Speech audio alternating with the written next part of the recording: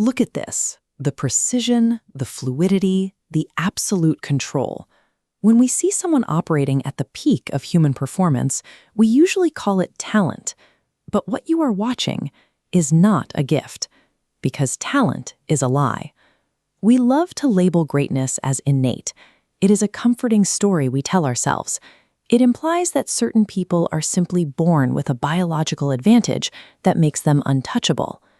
Right now, we have millions of people who desperately want to reach that exact level of excellence. They buy the courses, they watch the tutorials, and yet almost no one actually gets there. The scarcity of excellence today isn't a sudden shortage of potential. It is a symptom of how we view the work. We fail because we've misunderstood the mechanical requirements of greatness. We live in an environment optimized for speed.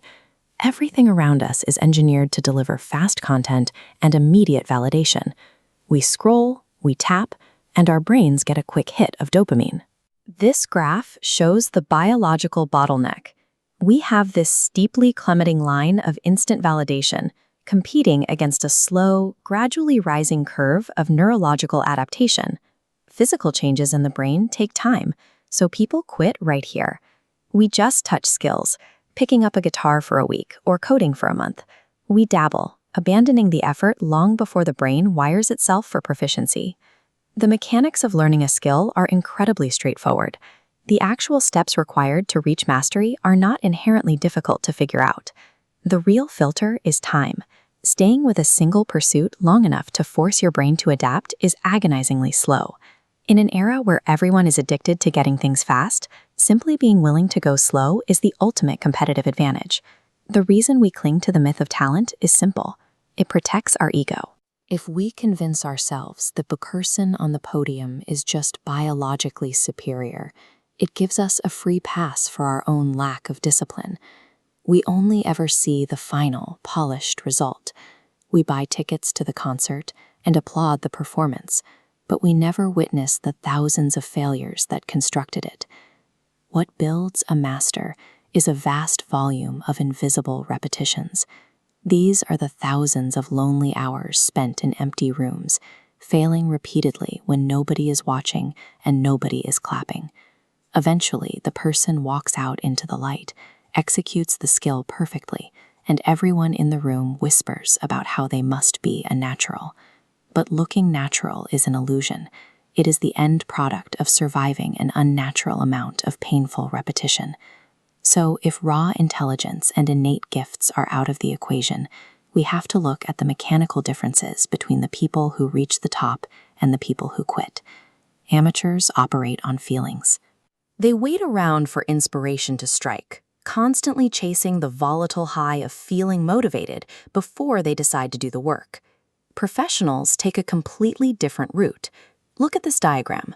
While amateurs rely on this chaotic, unpredictable waveform of motivation, professionals build a steady, locked-in staircase. They construct rigid, automated systems that completely ignore how they feel on any given day. Those systems force a shift in behavior. Instead of endlessly consuming content about how to get better, they engage in quiet, repeated practice. The continuous upward progress happens right over the dips where motivation vanishes. This requires a massive tolerance for boredom. You have to be willing to sit in the monotony of doing the exact same thing every single day without reaching for a distraction. Becoming dangerous at a skill is an operational problem solved by systems. It is not an emotional problem solved by motivation. You can build the most robust daily schedule in the world, but eventually, even the best systems break down if the person running them still views themselves as an amateur. The true catalyst for mastery is a psychological pivot. It happens the exact moment you stop saying, "I am trying to learn this," and you start stating, "This is who I am." This chart illustrates the architecture of behavior change. Outcomes are on the outside, systems are in the middle, but identity sits at the absolute core. Identity controls action. Once your self-image changes, showing up is no longer a conscious choice. It becomes your baseline reality. Amateurs will negotiate with themselves, waiting for the right emotional state to begin. Professionals let their identity force the action, showing up regardless of the weather, their mood, or their energy levels. Becoming exceptional requires an evolution that goes deeper than a daily schedule. It is the process of outgrowing a self-image built on trying and replacing it with an identity built on being. Most people are never going to reach this point. The barrier to entry is high because the initial work is entirely invisible, offering zero rewards for a very long time. But for the few who stay consistent, who let identity drive their systems through the dark, they eventually emerge on the other side. And here is the ultimate irony. When you finally achieve that level of excellence, society will look at the decades of invisible work you put in, and they will simply assume you were born with it. The real art of becoming exceptional is simply outlasting the illusion of talent.